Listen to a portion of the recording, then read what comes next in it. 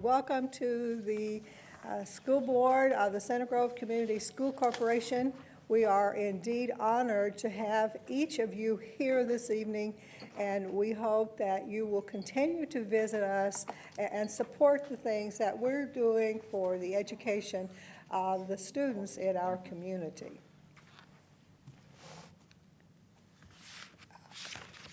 All right, at this time, I will entertain a motion to...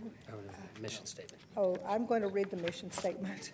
Our mission statement is that we develop knowledgeable, confident, and responsible citizens through inspirational and innovative learning opportunities. So make sure you have that memorized, so next time you'll be able to say it all together. All right. This evening, we will be having the Pledge to Allegiance. Mr. Smith, the principal at Middle School Central, will come to the podium.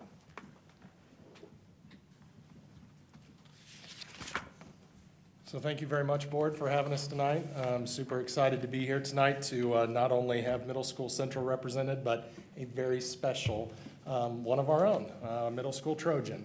I'd like Lainey Brooks to come on up here and stand with me for a second.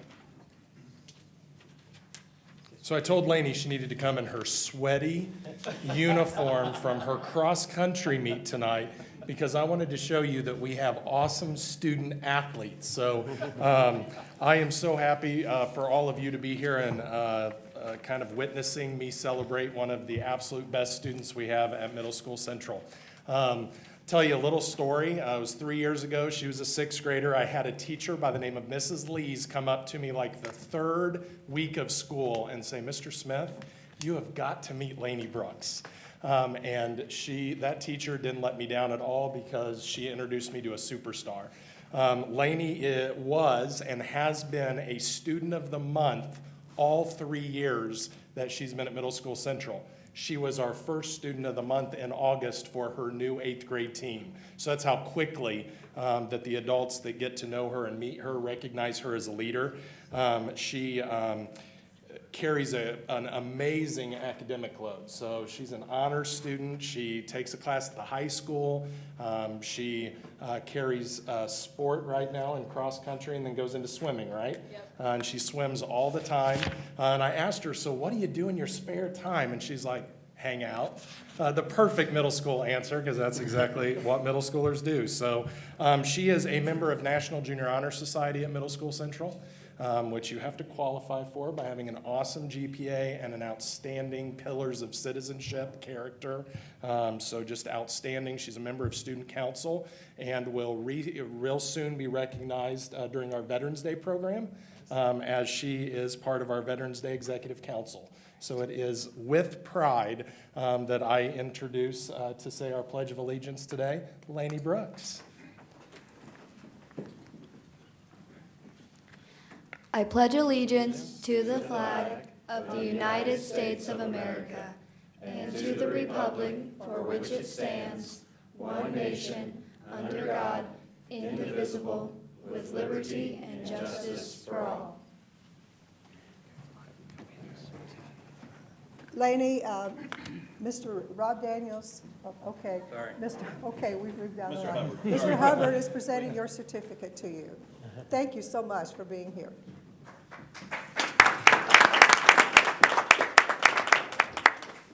Lainey, what was your time tonight? It was a 14:29. Awesome. Great, that's great. Okay.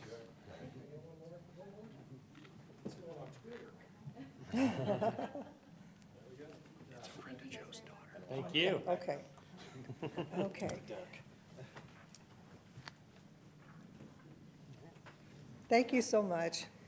All right, at this point, I would like to entertain a motion to adopt this evening's agenda.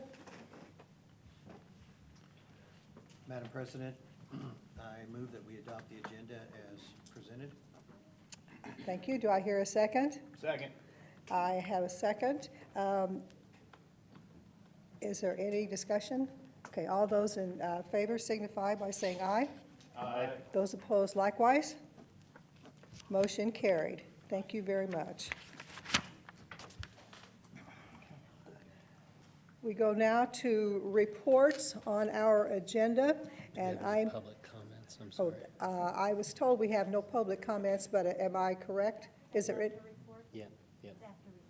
Oh, sorry. Yeah, Okay. I'm sorry, Carol, you were Right. right. Okay. Dr. Arkanoff, we would ask you to speak on reports. Thank you, Mrs. Toomey. This evening, we have a presentation on a 5-year school calendar plan, and Mr. Taylor's going to share with you a little bit about that. Thank you, Dr. Arkanoff. We set out, Central 9, our career center, actually put out some plans for their next 5 years, and it kind of initiated an idea that we ought to start adopting that model for our families. We get a lot of questions about our upcoming breaks for families, especially we have a number of families who like to travel international over our longer breaks, so this would be a great way for them to be able to see what our calendars look like in the upcoming years.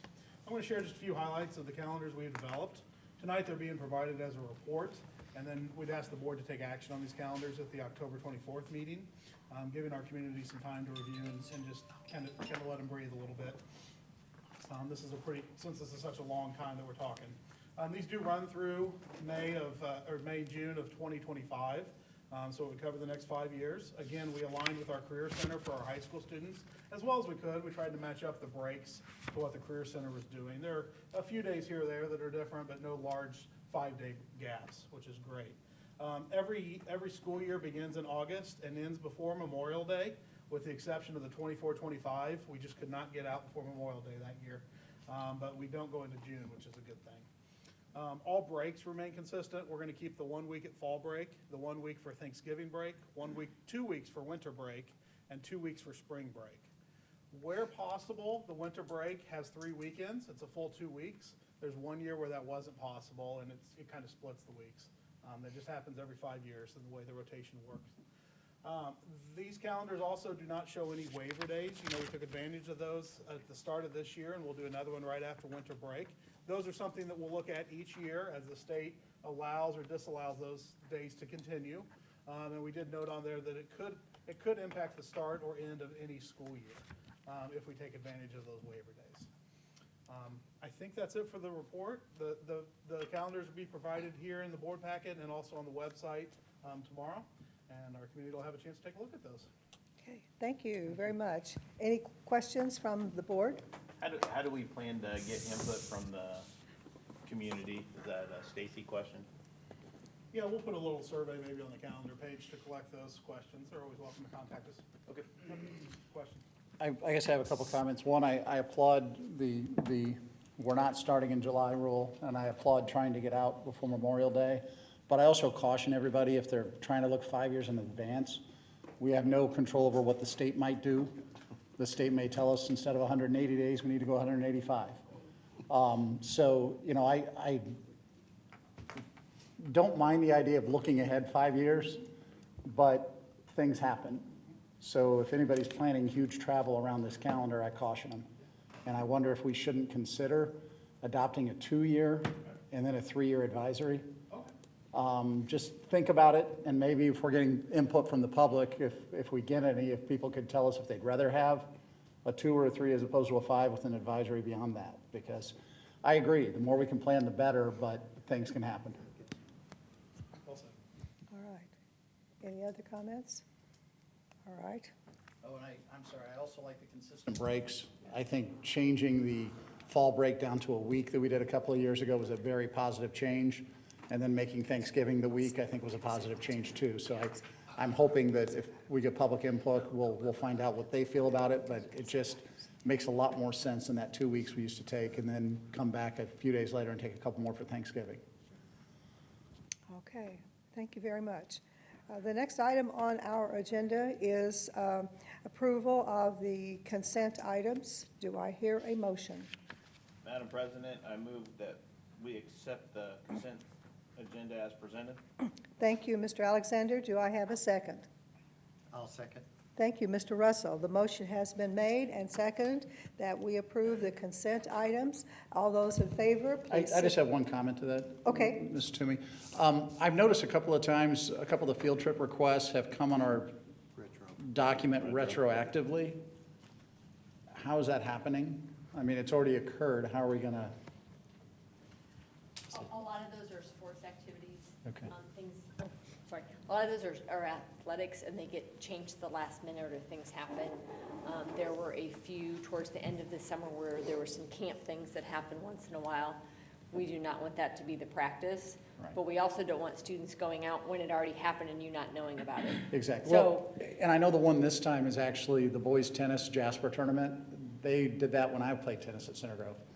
So, you know, if we could just get the word out to everybody that we would prefer, if, it's not fair to you to give it to Sure. you late. So I'm not pointing the finger at you. I'm just saying if we could get the word out that, We expect them in on time. yeah. So, Okay. thank you, Nora. And You're welcome. Oh, no you problem. just happen to be the one that's reporting to us. But it, Part of my job. and trust me, I'm glad they still go to that tournament. I think it's great for the tennis team to go down there every year. Yeah, they need to see the south side of the state competition. Absolutely, absolutely. Thank you. Okay. Tell Ivan Smith I in any way said he should cancel that tournament because I think he should continue playing.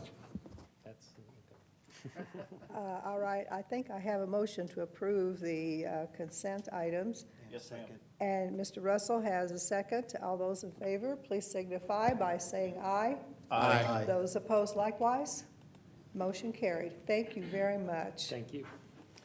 We move now to action items, and that will be the pre-ratification hearing. And I will turn that over to Dr. Arkanoff. Thank you, Mrs. Toomey. Thank you. This evening is a first of its kind, if you will, for the board. It's a pre-ratification hearing. It's a new step in the process of the teacher contract process. And Mr. Taylor, Jason Taylor, Assistant Superintendent of Human Resources and Technology, is going to provide you with some additional information on this hearing. Yes, as Dr. Arkanoff shared, this is a new process for us. On Monday evening, our association ratified the agreement that's in front of you. Our Teachers Association, the United Teachers Association of Center Grove. I provided a summary here to kind of break down the key points of the agreement that we'd like to present. We're not asking for any action from the board this evening. This is a requirement that we provide this. Perfect time for mowing. That we provide this information to the community and give them a chance to review and make comments on it as they could have this evening. The board will meet again next Friday, October 4th, to take action on this agreement and another employee agreement that feeds off of this one for the other employee groups. The agreement that we came to with the Teachers Association provides a salary increase that equates to 4.5%, and that comes from a variety of areas. One is just a simple 2.35 increase to our salary schedule. Some of the other bullet points are that teachers who have been here and were successfully evaluated last year move up in a row on our salary schedule, and teachers who have gone off to get more education also move over a column in our schedule. It's a large grid. Two new things to this year, or two things that we're doing in addition to those. We eliminated the bottom row and we added a row to the top of that schedule. This was positive on both sides of the bargaining table because it gets our new starting salary up above $40,000, which has been a goal of the board's. Yes, it gets it to $40,654, and our new top salary to $78,511, which is great for our teachers and a great target to look for in their futures. Some other minor changes that we made: we increased our extracurricular schedule by 2.0%, which is very close to the 2.35 that we did as a raise to the other schedule. And we made some ECA changes to recapture some teaching time and get some teachers back in front of students when release time had been given in the past. We did unfortunately have to increase our health insurance premiums, as I'm sure many would understand. That's a growing area of concern for us that we continue to monitor closely. Dr. Gabriel does a great job of watching our reserves. And this increase is also matched by a similar increase from the corporation side to help those reserves stay afloat. And we had some various language items. All are detailed out and highlighted in a markup version attached to the packet this evening for your review. We look forward to presenting this for your approval next Friday. Any questions? Okay, thank you. Any questions? All right, as has already been stated, there is no board action this evening on this particular item. we will be having a meeting to talk about this and approve the bargaining agreement. And that will be October the 3rd.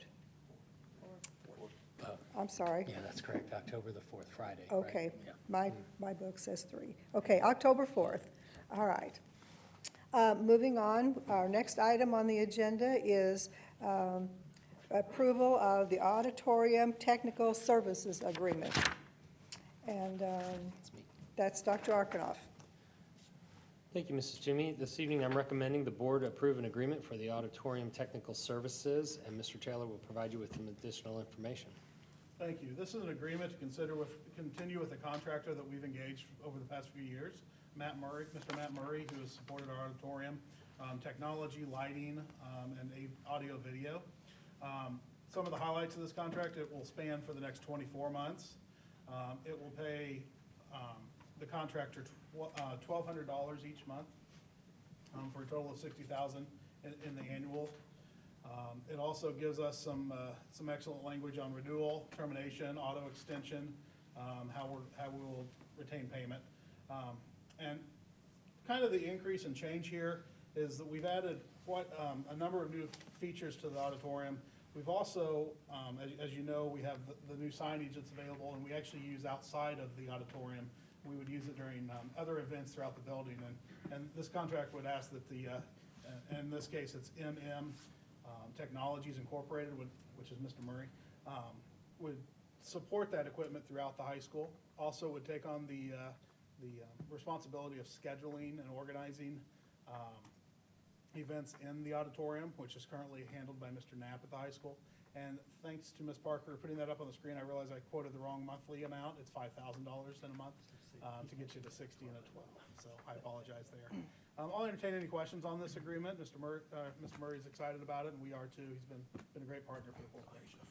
I think Paul rested a lot easier when you corrected the number. I saw the look on his face behind you when you said the wrong number. Okay.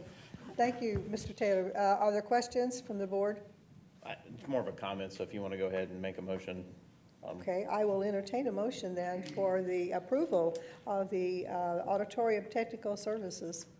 Madam President, I move that we approve the auditorium technical services agreement as presented. Thank you, Mr. Alexander. Do I have a second? Second. Thank you, Mr. Daniels. There is a motion with a first and second. All those in favor, please say, I believe we had a comment that okay, I'm Mr. sorry, Alexander Scott. wanted to add. Oh, Go ahead. Yeah, so a couple of things. Jason, I appreciate your work on this with Mr. Murray. We've made a significant investment in the auditorium to bring it up to, current day standards for what's pretty common practice in a school our size. There's a lot of technical equipment back there that takes some expertise to operate and function and run properly. And having somebody, who we know is qualified to do it and can work with the students to teach them, I think is a great one. This has been a goal of the board for several years to get a qualified, dedicated type of resource in there. So, and I know from working with Mr. Murray over the years, he's more than capable of doing this and likes working with the kids. So, thanks for the effort on this, and look forward to continuing on with Matt. Okay. Thank you, Mr. Alexander. Is there any other comment?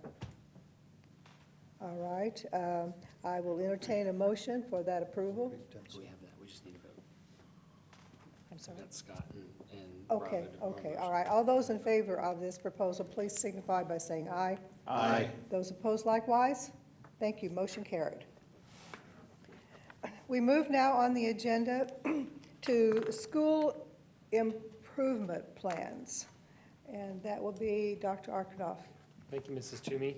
This evening, I'm recommending that the board approve the 2019-2020 school improvement plans. And Mrs. Nora Hoover, Assistant Superintendent of Teaching and Learning, will provide you with some additional information.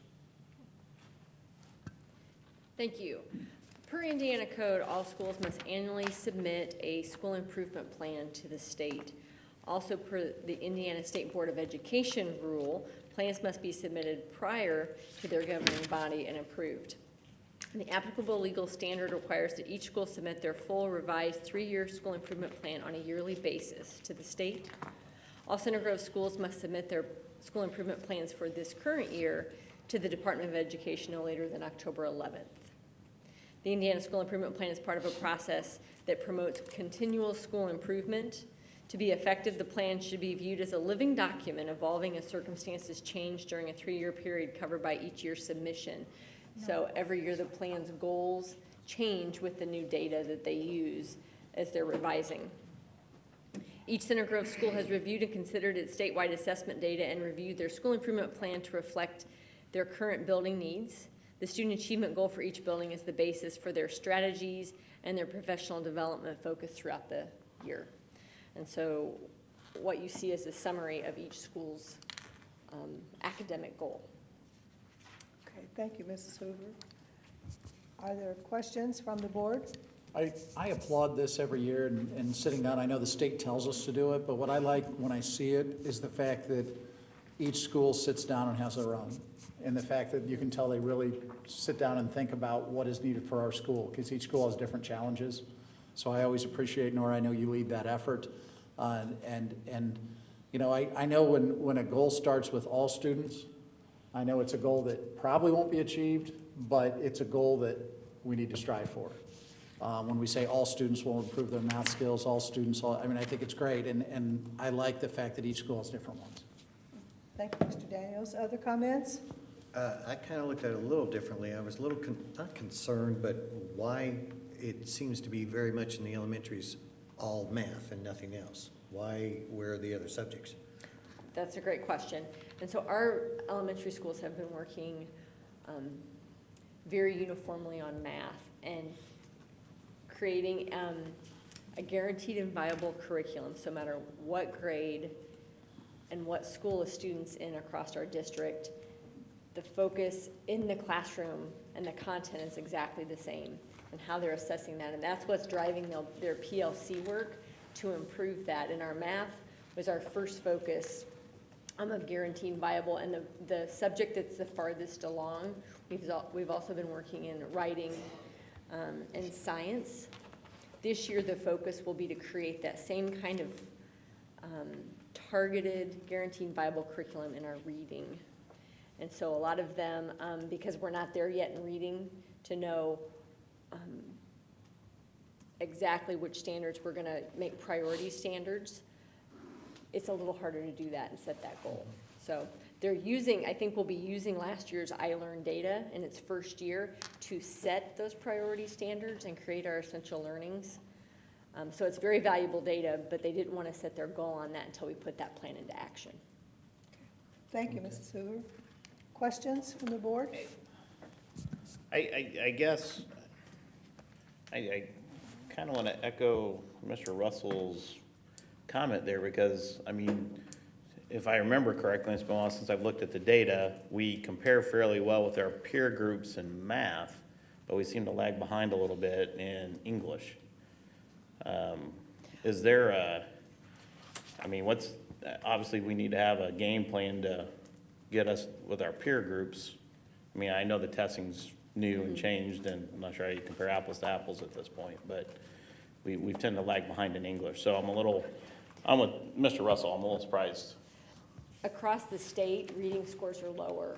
So even though our reading scores may look lower than our math scores, it doesn't mean they're lower than our peers, because our peers are lower too. So I'm not talking about lower in general, relative to our peer groups. We're lower than our peer group, not everybody's lower in general. I'm more concerned about us raising the bar to get with our peer group, like we have in math. We've put the effort into math. And they're working and reading. They're looking at our iLearn data, just like they looked at iStep. To put that as a goal here, they're not doing that. Doesn't mean they're not putting those strategies in place in the building. I think the same work that they've done with math will come along as a district uniformly. We're not there yet. They do have those goals, and they are working on that in the building level. I want to assure you of that. Okay. Other comments or questions? All right, then I will entertain a motion to approve the school improvement plans. Madam President, I move that we approve the school improvement plans. Thank you, Mr. Daniels. Do I hear a second? I'll second. Thank you, Mr. Russell. Any further discussion? All those in favor, please signify by saying aye. Aye. Those opposed, likewise.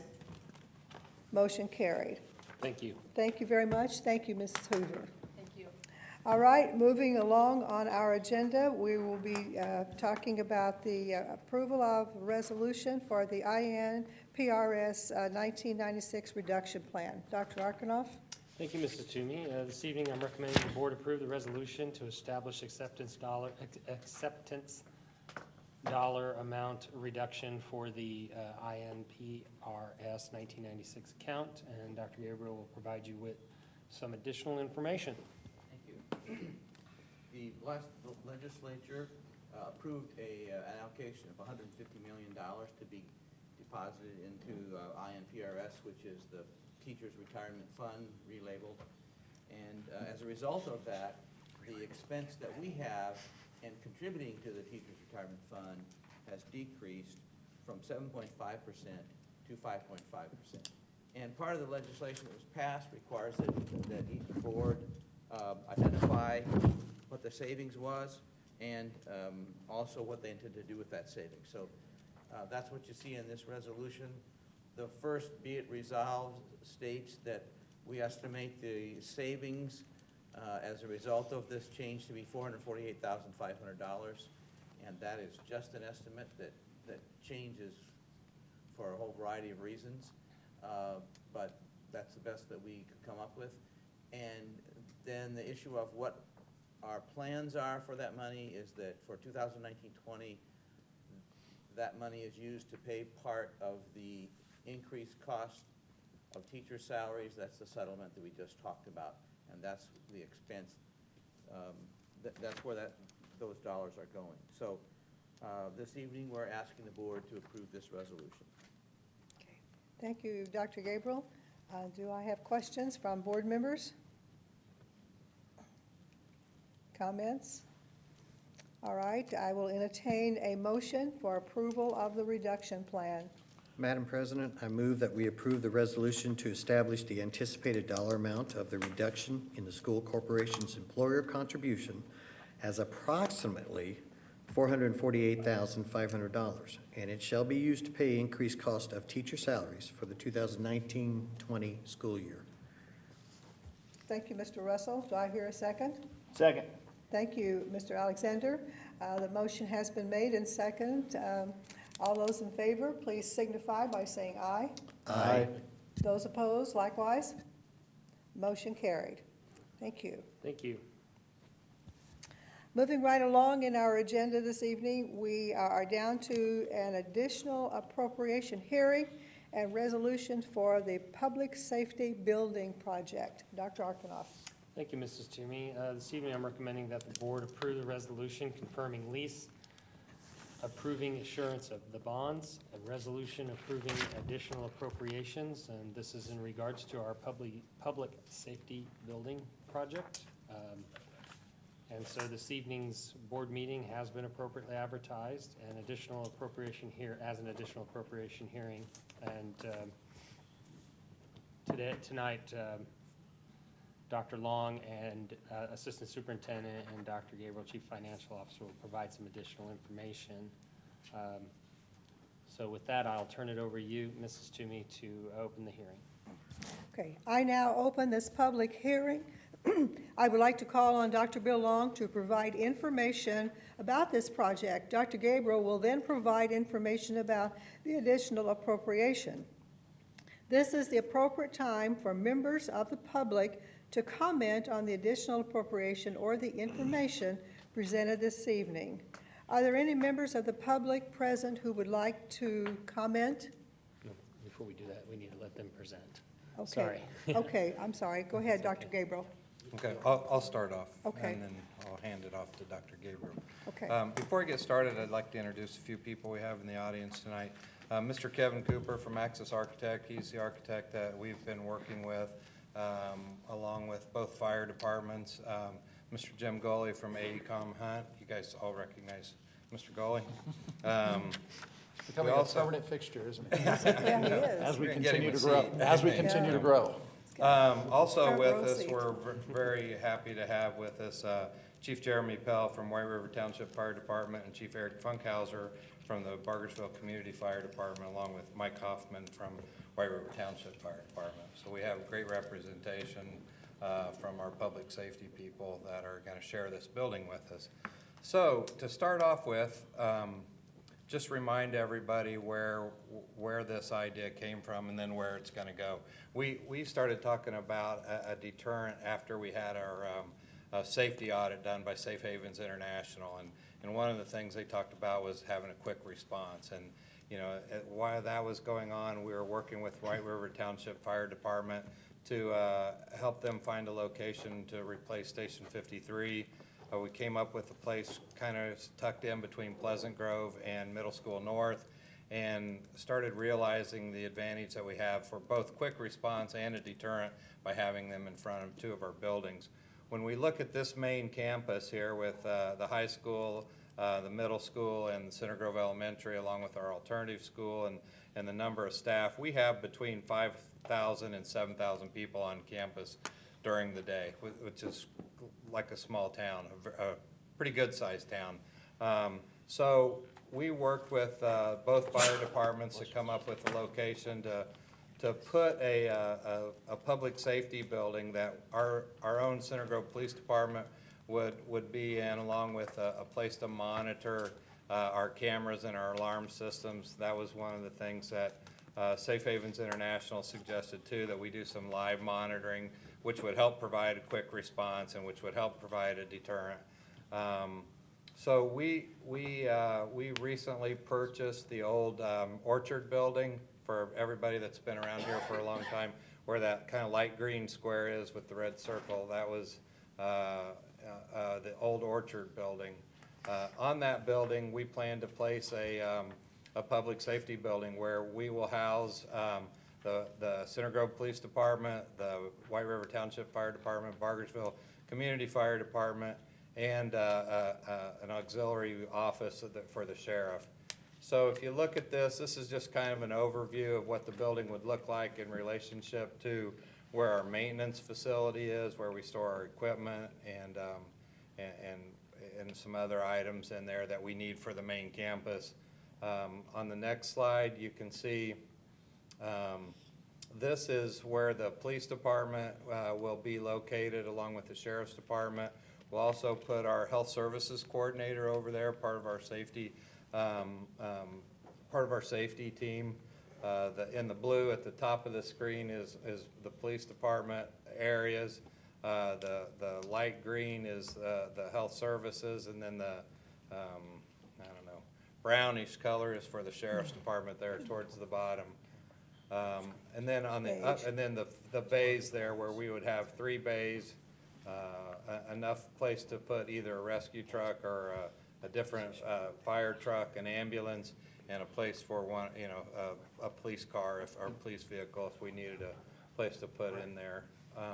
On the next page is the upper level, where the fire department will have personnel stay all night. This building will be occupied 24/7 in our area where we're monitoring the alarms, and they will have firefighters upstairs. So you can see the barracks areas, the bunk rooms, and the kitchen, and kind of their day room, and some offices up on the top.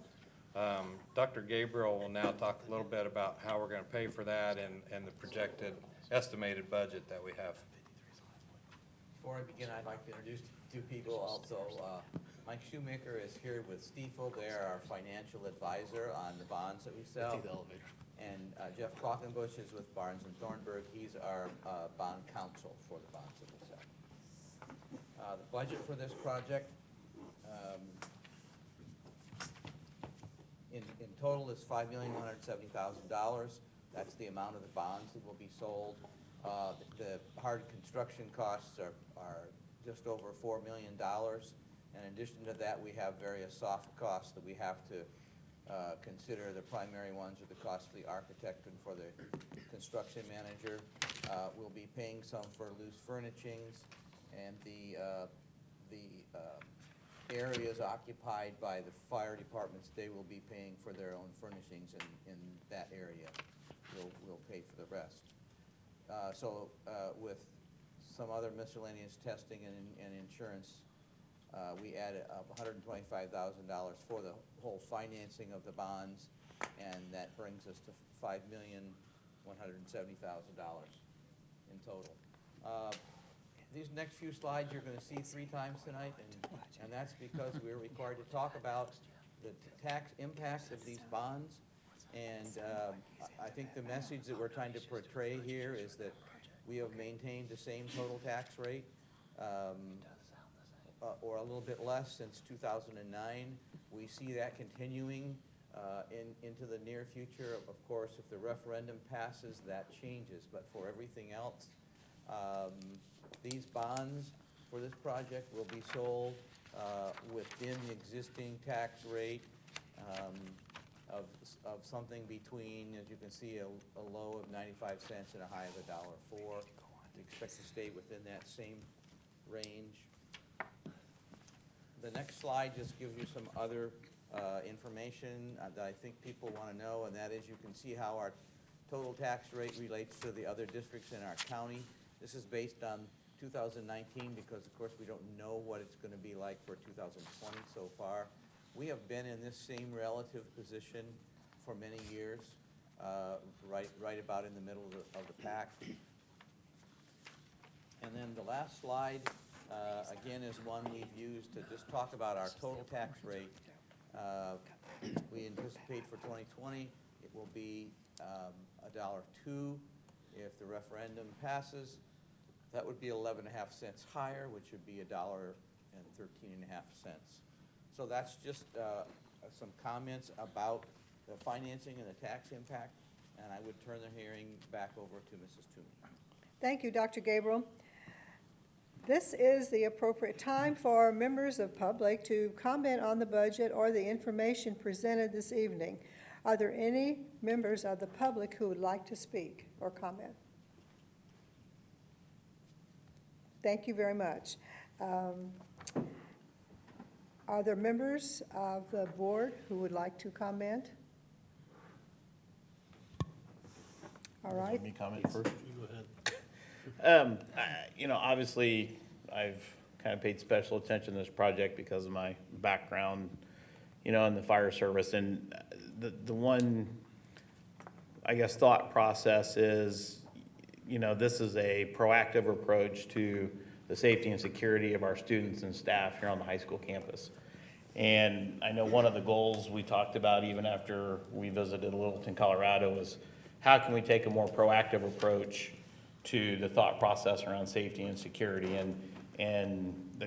This building started with the thought process of the school having an emergency operations center to where we would be monitoring, cameras, actively monitoring cameras 24/7. And I know some people have said, well, you already got cameras in the building today, and that's really for a retrospective look because those aren't being monitored on an ongoing basis.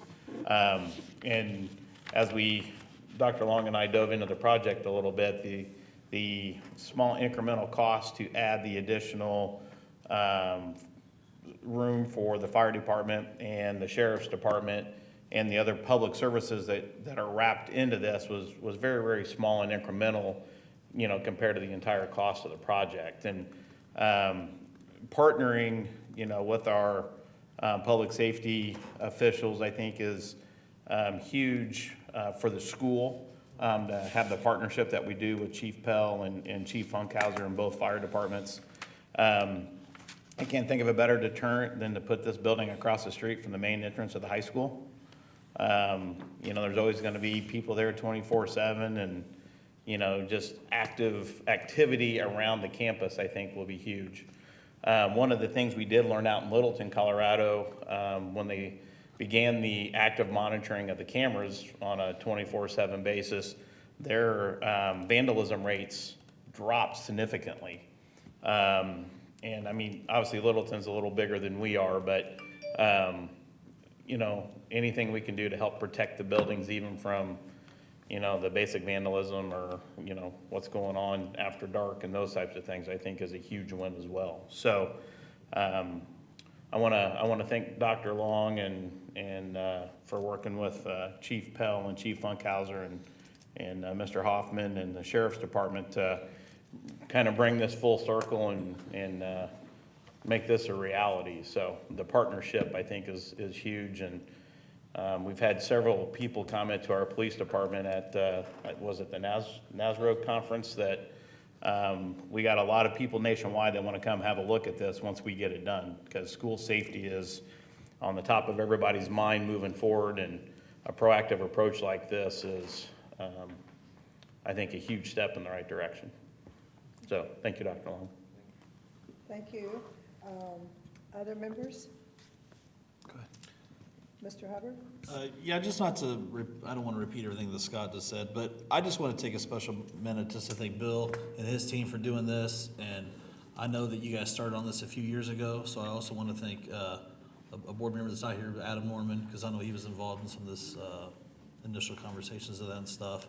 And as a parent of students that actually go to Center Grove here, and it'll, I just think as a parent, I'll be able to sleep a lot better at night once this place opens up, and I look forward to hopefully being able to have something like this near all of our schools. I think it's pretty important, and nothing's more important than I think to any of us than our kids. So I think it's a great thing. Good job, Bill. And I'll be brief, but I think, Mr. Alexander's done a heck of a lot on this too. The whole board's been involved, but he's taken a lead role with his background with White River Fire and working with Bargersville and others. So I want to do a special thank you to Scott for what he's done kind of over and above. And we look at the location. We talk about the old Orchard building right next to the high school, which is right next to a middle school, which is right down the road from the other middle school. It's just a great location.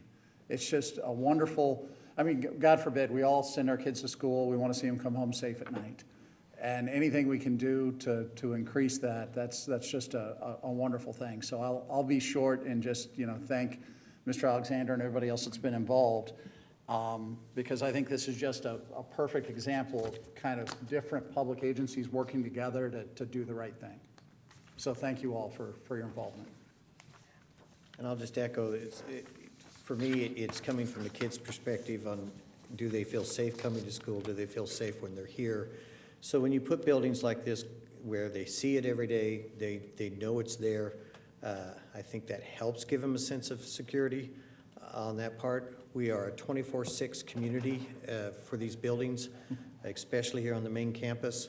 And you not only have the students that you want to feel safe, but community members need to feel safe that they will be there, or protection can get to them rather quickly. So I think this is a great partnership, and yes, it's a sign of the times, but I think it's a natural sign of the times.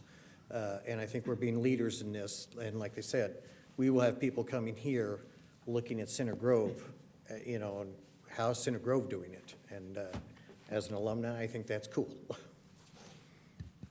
I'll just add one more thing. I'd like to also thank Kevin Walls and his work, county councilman, right? County commissioner. County commissioner, and his work with all of this as well. He was instrumental in helping us get this done too. So thank you all, everyone, for all the effort on this. I'm really excited. It's going to be a great project.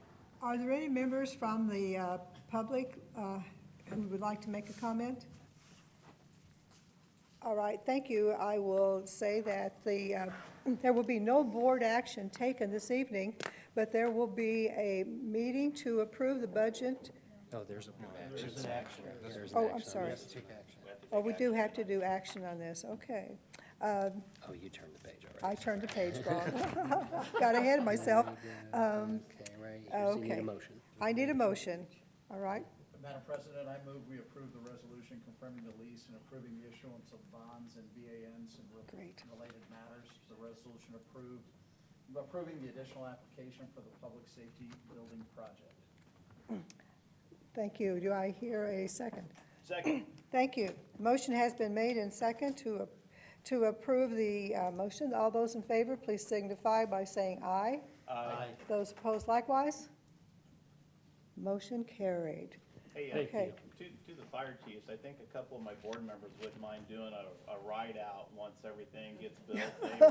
They were asking me, you kind of saw snickering, they were asking where the pole was gonna go, and I told them not, I didn't see it in the design of this firehouse, so, I want to do the ladder truck. no, you don't.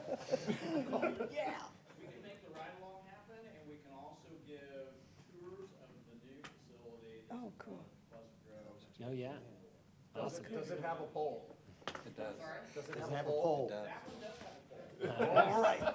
I was saying it didn't, Joe was saying it does, he should have done it. Are we down to budget here? On to the budget here, yes. That'll be next, yes. Okay, all right. The next item on our agenda is budget hearing. Dr. Mr. Arkanoff? Toomey, I'm standby. you didn't say the magic words. Oh, I'm that- sorry?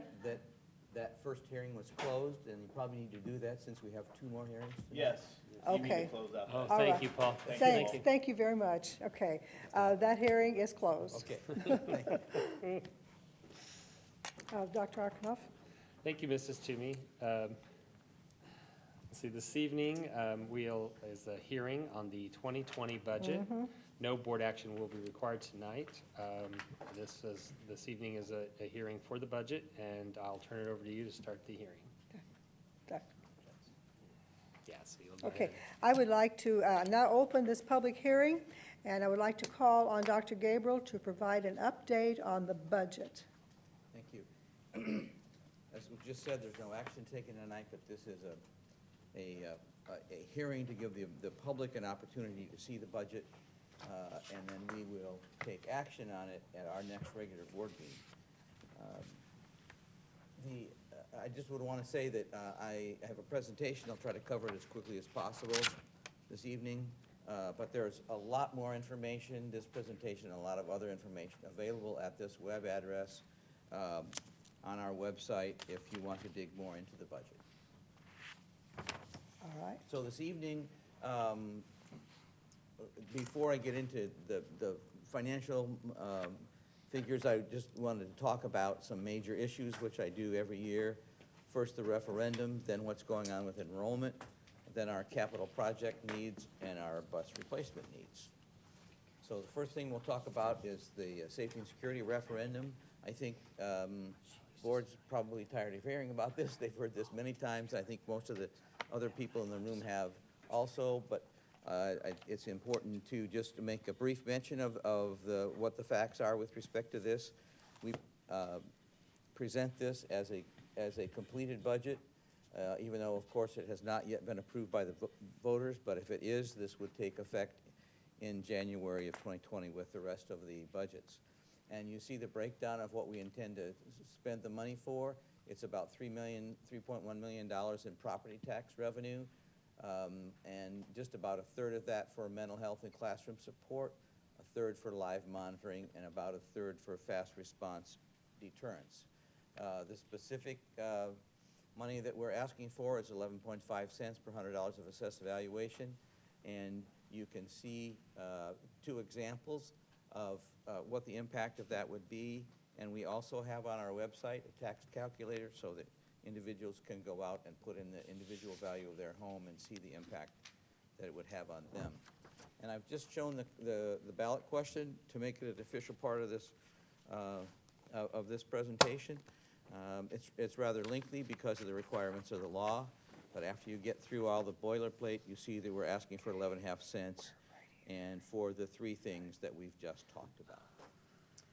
In terms of enrollment,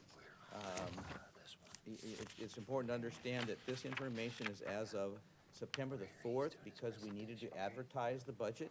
And so we had to stop at a point in time and move based on the information we had. And at that time, our enrollment was predicted to be about 8720. That's an increase of 296 students from last year. So this chart represents the way the budget was built.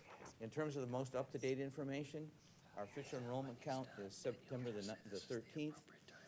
And at this point in time, we have 8,753 students, actually I think 52 today, but something in that area. That's an increase of 329 students.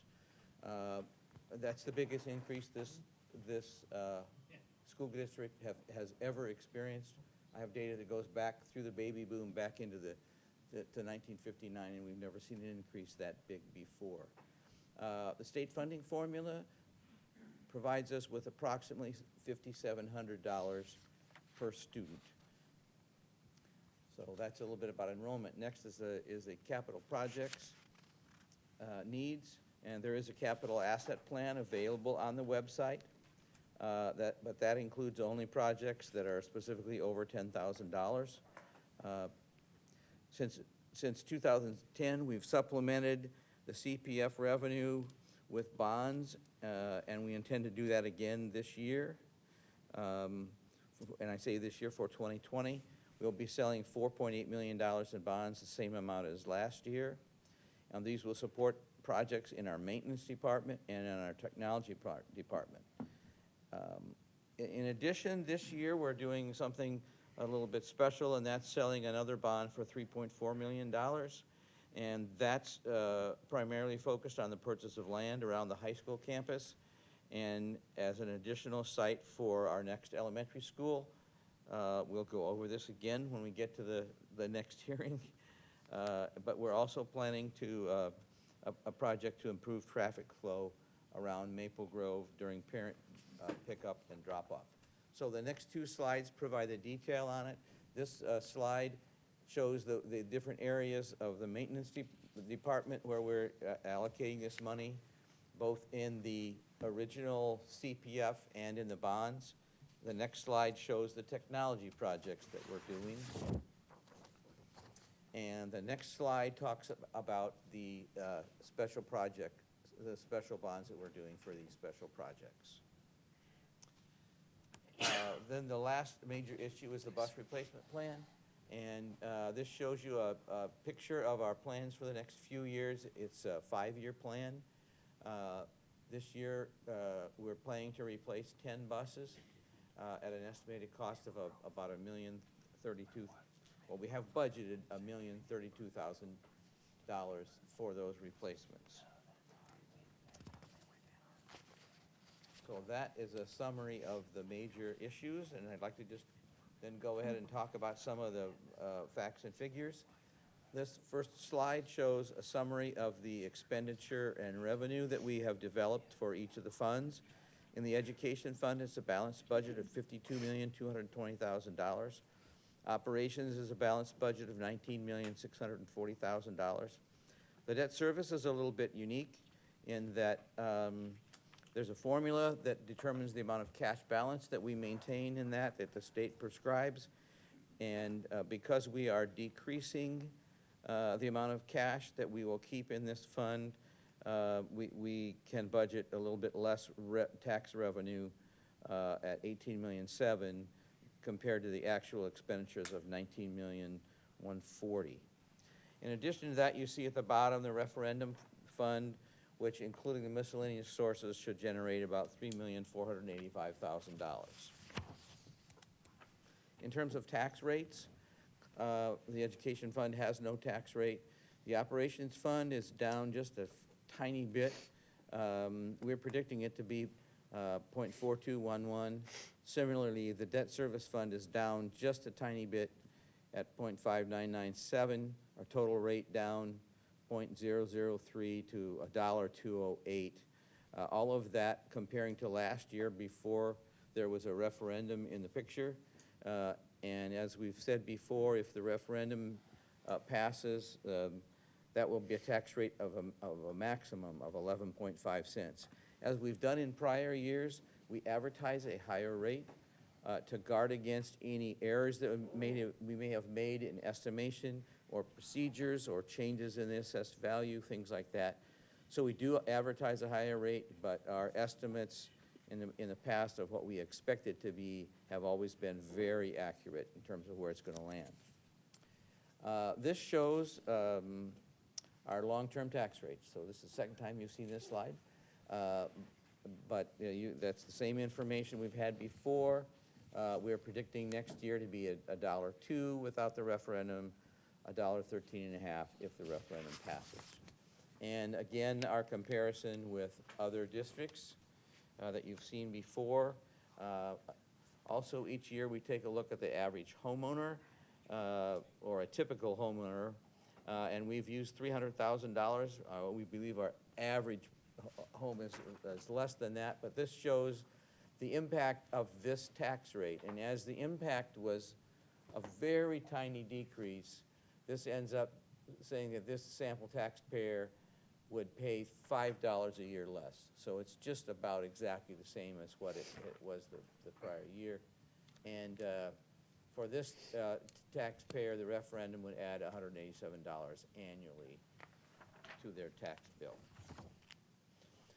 Just a little bit about cash balance. We try to track this and project it every year. As you can see, we're predicting a higher cash balance, and the reason for this is because we have to change the calculation in some way.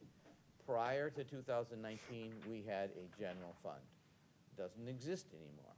So we have adopted the practice of using the total of the operations fund and the education fund together. Those two together are all the funds we use, the majority of the funds that we use to operate the school district, and we're predicting a higher cash balance of 6% and then 5% for the next 2 years. So in summary, here are some of the key facts we'd like people to remember.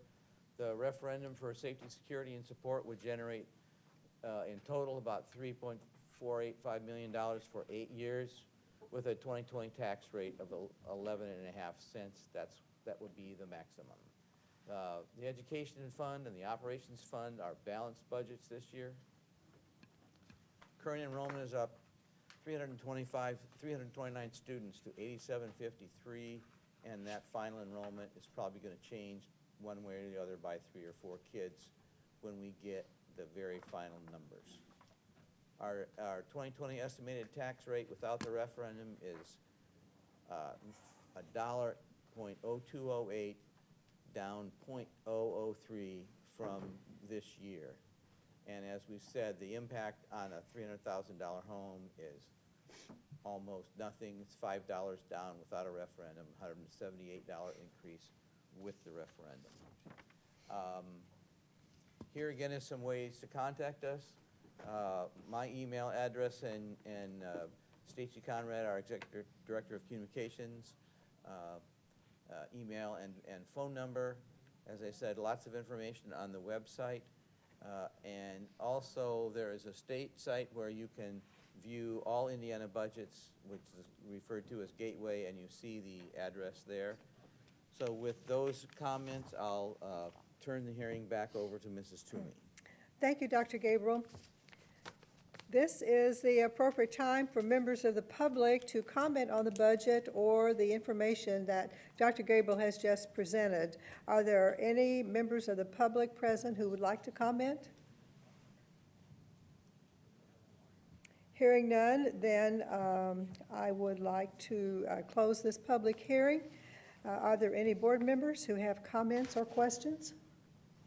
I just have a couple, or Scott, you can go first. I'll let you go first.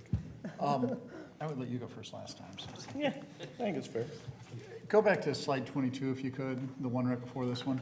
I think it's notable up there. We're talking about 329 additional students this year. Divide that by our 13 levels, K through 12, that's 25 kids per grade on average. I mean, that's a classroom. So I think, you've got a lot of challenges in balancing our budget with that growth, and I know it leads to a lot of long nights and trying to put this all together, so I thank you for that, and I think we've got to be aware and cognizant that there's still more houses going up. And while we may not hit 329 every year, we're growing. So I appreciate the move in the cash balance too, with the idea that there's change going on, trying to kind of put that into the future thoughts. So thank you for all your efforts in this. I enjoyed reading. I may be the only one that will ever say that, but I did enjoy reading it. You're right. I did want to say that we are monitoring enrollments almost every day. We've had some requests for a little bit of changes in staff because of that. We're looking at those carefully. And our enrollment, our funding is based on September the 13th. We're up, what, an additional 12 kids since September the 13th. So we're going to continue to monitor that, and we may need to make some adjustments as we go through the year if that continues to grow. Thank you. Any other comments, board members? Well, and Dr. Gabriel, I just, two things. This is the first year in using the new budgeting format that our friends at the State House gave us, and I know there was tons of challenges and in going through the negotiations process that created some additional challenges for us as well. So I want to thank you for your efforts in trying to not only explain it to all of us and conveying that to the members of UTAG as well, and through that discussions process and all the ongoing conversations that have been had by Mr. Taylor and Dr. Arkanoff. So trying to get everybody to wrap their head around the way it now works, because it's worked the old way for, what, 25 years? 30 years? Yeah. So, I mean, this is a huge mind shift and change. So I don't want to let that go unsaid, that it hasn't gone unnoticed by us, that there was a lot more effort and work put into this year's budget trying to figure that out. So, and unfortunately, you can't do apples to apples comparisons anymore. So That's exactly right. this is a new baseline for us. So obviously, we're going to learn more this year, and then there'll probably be some tweaks that you make next year and so on and so forth. So anyway, thank you. Other comments? Please be aware this evening that there will be no board action taken. The board will approve the budget at its next regular meeting, and that meeting is on October 24th, 2019. And we, of course, invite you to be present at that meeting. Thank you. We move now to what else do we have here? 1028. Yes. 1028 preliminary determination, hearing and resolutions. Dr. Arkanoff. Thank you, Mrs. Toomey. This evening, I'm recommending the board approve the resolution approving the assurances of bonds, the issuance of bonds, and additional appropriations for the bonds. And Dr. Gabriel will provide you with some additional information. And Except that Mrs. Toomey didn't say the magic words. she didn't close the hearing again, did she? Oh, I'm This is a sorry. public hearing. You wanna I close that closed last the time? public hearing. The last To public open hearing. this one. Last public hearing. I am so sorry. And so this evening, this meeting has been appropriately advertised as a 1028 preliminary determination hearing on the facility improvements, equipment, and land improvements. And now I'll turn it over to Mrs. Toomey to open and run another hearing. Okay. Where are we here? Right there, I would like. Okay. Dr. Gabriel, to make a presentation on the projects, the financing of the projects, and the action that we're taking this evening. So this is a public hearing. It has been appropriately advertised. And the process of getting, of selling bonds to finance these projects is a little bit involved. That's why we pay for the advisors that are in the audience this evening. So this action is the board taking action to initiate these financings for these projects. So this evening, we're requesting the board's approval of two series of bonds, Series 2019A in the amount of $4.8 million and Series 2019B in the amount of $3,400,000. A little bit of this is repetitive, but I do feel it necessary to go through it. As I said earlier, we have typically issued bonds for maintenance projects and technology, and our process has been to issue a series of bonds like this every year with a 2-year payback, so that this year, as we've done in past years, we're issuing $4.8 million in bonds, and the bonds from 2 years ago are going to go away when these are added. Part of the process of developing these bonds in the budget is a careful analysis of our needs. And in particular, Mr. Taylor and Dr. Long talked with principals and central office departments to try to plan exactly what's happening and what our needs are for the coming year, and that results in the list of projects. And if you can show the next page, this is the same information that you've seen. This page represents the maintenance projects and the various areas that are going to be expended, and the next page shows the technology projects and the various areas where they're going to be expending their dollars. And that is the Series A, $4.8 million. Then in addition to that, Series B for $3.4 million. You see the projects here, $400,000 for traffic improvement at Maple Grove, $2 million for the purchase of our next elementary school, and I just would say that we've been considering when and where that needs to be located, and it's maybe hard for people to believe, but 330 kids is a third of an elementary school in 1 year. So we're going to be needing that sooner rather than later if we continue to have this growth. So we're beginning to plan for that. And then $930,000 for miscellaneous land purchase around the high school. We've been purchasing land as it becomes available north on Morgantown, south on Morgantown and Hornaday, so we will continue to do that. Again, we need to show the tax impact of these bonds, and similarly to the public safety building, these bonds will be paid off within the existing rate, something less than $1.04 as we look at the coming years. And the next slide is, once again, shows what that total tax rate will be. So and again, part of the presentation is a slide that shows how we relate to the other school districts, so that these presentations each kind of stand by themselves, and we've presented appropriate financial information for this 1028 hearing. So I would, with those comments, I would turn the hearing back over to Mrs. Toomey. Thank you, Dr. Gabriel. Are there members of the public present who would like to comment? All right. Oh, yeah. Yes. Please approach the microphone, please, so we all can hear. Thank you. It's going to sound odd in asking why we can't have higher taxes. But given the affluence of our community and the growth of our community, why can't we have a tax rate that's somewhat Franklin? Would you speak directly into the microphone? That's an excellent question, and I would say there are many people that will expect more and more out of our school district and say, you get a higher tax rate and do more.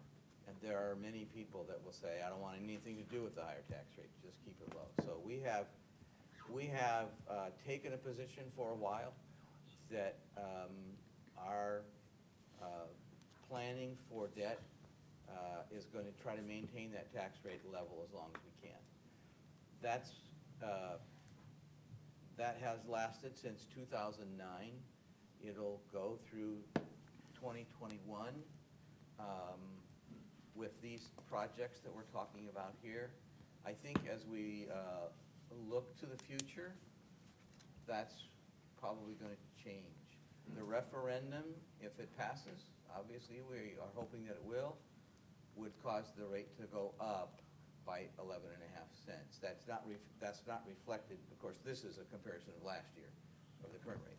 So I think the referendum is something that will cause the rate to increase clearly. And if we have the kind of growth that we have, we see that in the future we're going to have to increase the tax rate for, I mean, we're looking at another elementary school here at some point in the future. It's difficult to say exactly when, but I think that's going to be very difficult to do without increasing the tax rate. Conrad, if I may It too. just seems odd that you know, more rural communities, their tax rate is higher. You know, to me, it seems that you get what you pay for. And so, you know, if this community is supposed to be the Carmel of the South Side, then we should pay our fair share to ensure that we have quality. And, you know, I think there's a reason why our state high school is not ranked higher than it should be. Things like that, where, you know, we need to be making huge investments in our academics here and on the South Side. And, you know, as a South Sider who grew up in Perry Township and moved away for 25 years and moved back, I can tell you that it's not obvious that we've made those investments. And it's reflected in this graph. Thank you. Are there other members who wish to make comments? Please approach the microphone, please. State your name. Larry Davis, and this will be odd too, but I support what the gentleman just said. I often get, I see with maybe if the referendum passes, we'll jump ahead of Edinburgh in tax rate. And I get very frustrated when the county brags about how low our tax rate is in this county. Well, we get what we pay for. And borrowing through bonds or whatever, well, I applaud you, where you're paying off your bonds every 2 years or so. Debt is not free. It's not cheap. You pay for that. And I think we should strive to be the best that we can be, and we deserve to pay for it. I think we want to pay for it. We're proud of Center Grove. We're proud of the community we live in. And I, for one, would encourage you to consider pushing forward, pushing the envelope as much as you can. Thank you. I think the one comment I would make, besides saying you two people weren't planted, is that the majority of what you've seen today, we don't have control over. When you look at the education fund and the operations fund is funded through taxes. We cannot increase that any more than we did because the state limits it. And so the primary way that we can get more money is through a referendum. And I just hope that the people that vote have the opinion that you have, because that, in fact, will get us some additional money to make these better schools. All right. I wanted to comment wanna- just a moment, but if the public's, Go ahead. There was one lady that was wanting to get up. will someone else want to say something?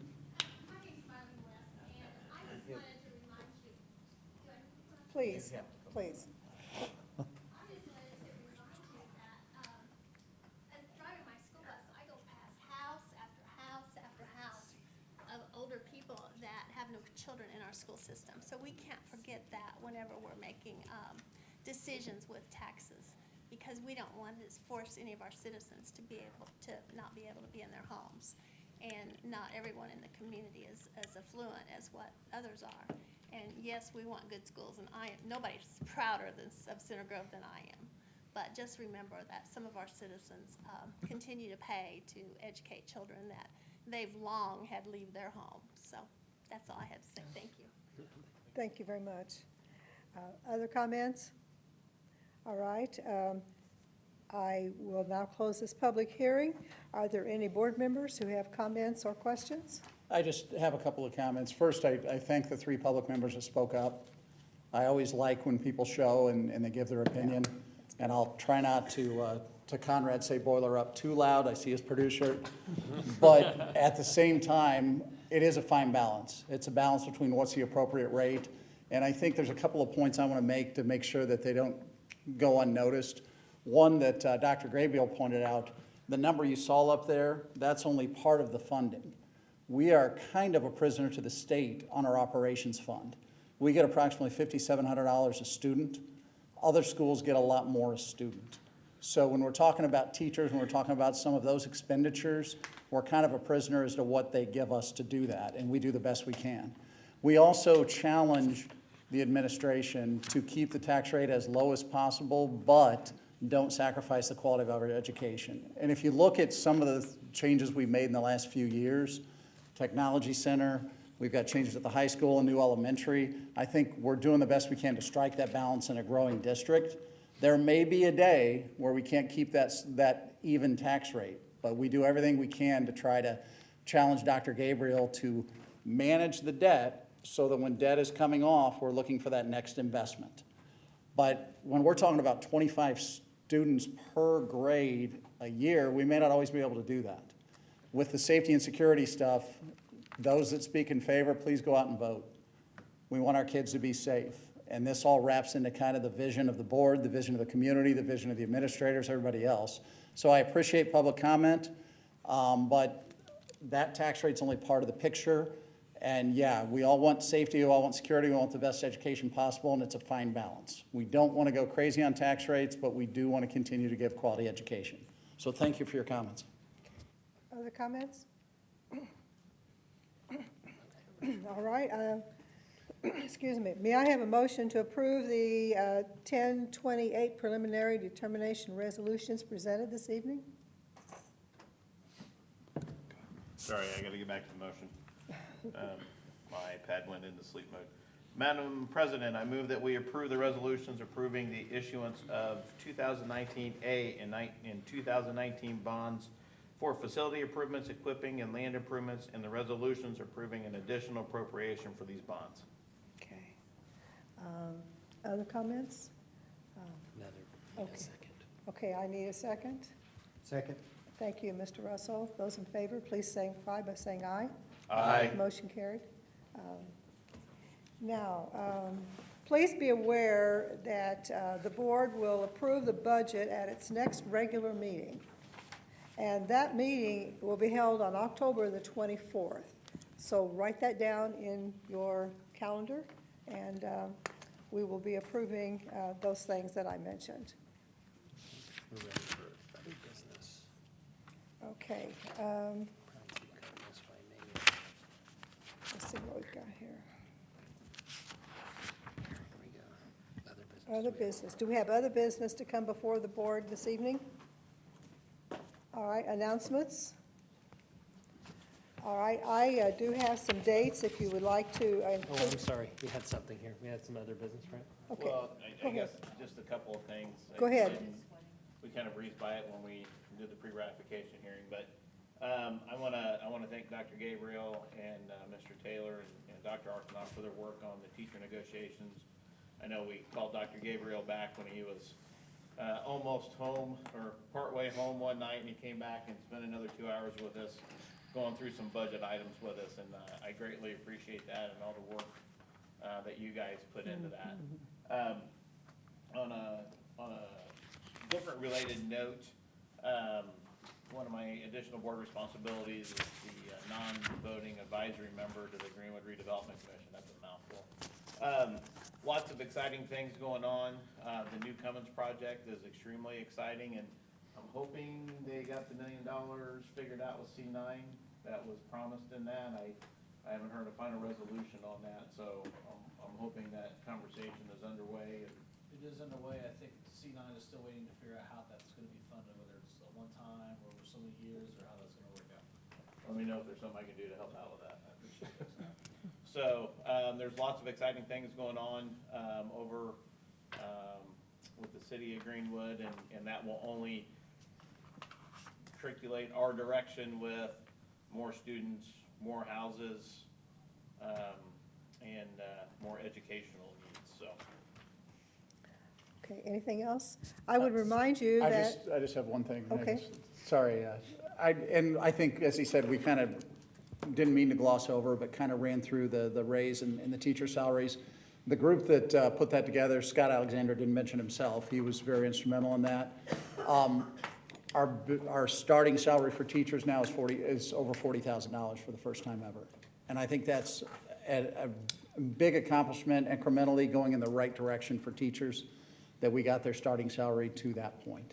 So I thank everybody for their efforts. Anything else? I will remind you that we have fall break on October 14th through 18th. You might want to jot that down to your calendar, October 14th through 18th, fall break. Okay, any other comments or questions? I Mr. have Russell? a few quick ones here. At your desk are some of the meetings I've attended. ISBA has reworked their exemplary governance awards and board levels. We're working on adding webinars because we understand it's hard to sometimes go to the ISBA conference, which is next Monday and Tuesday, so that we as a board could work up to the next level on that. So you have that at your desk. Center Grove Education Foundation, it has a couple fundraisers going. The purse bingo sold out in probably 2 hours. It's a very popular thing. I happen to live next to there, and I know when it's purse bingo night because there's cars in the grass everywhere.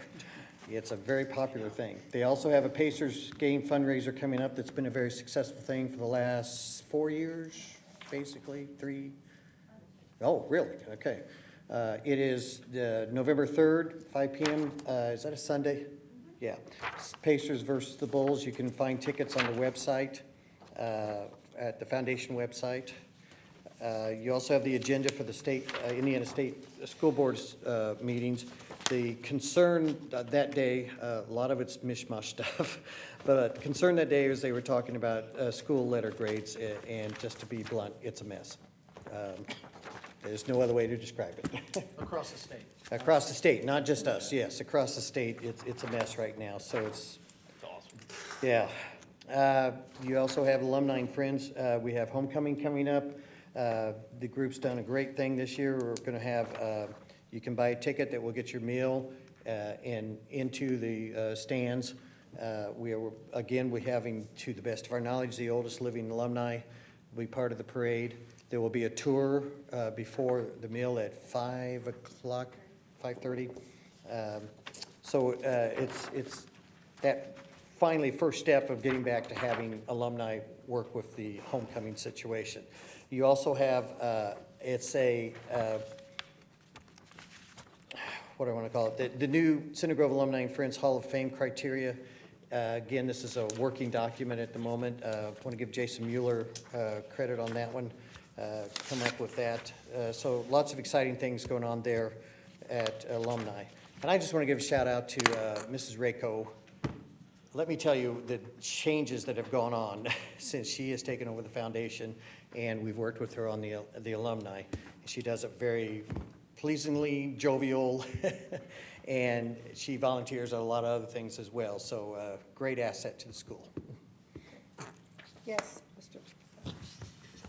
I would like just to point out that C9 on October 5th is having a cookout open to the public, just to kind of come if you want to get some get a tour of the place, educate yourself on what they do there and what classes they offer for our young students.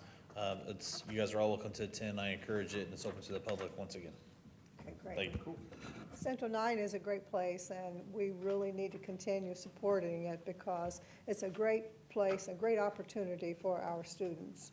So thank you for representing Center Grove School Corporation. Appreciate that. Any other comments from anyone? All right, I will entertain a motion to go home. So moved. All right, all those in favor, please signify by saying aye. Aye. Anybody disagree? Okay, motion carried. Thank you all for being here this evening.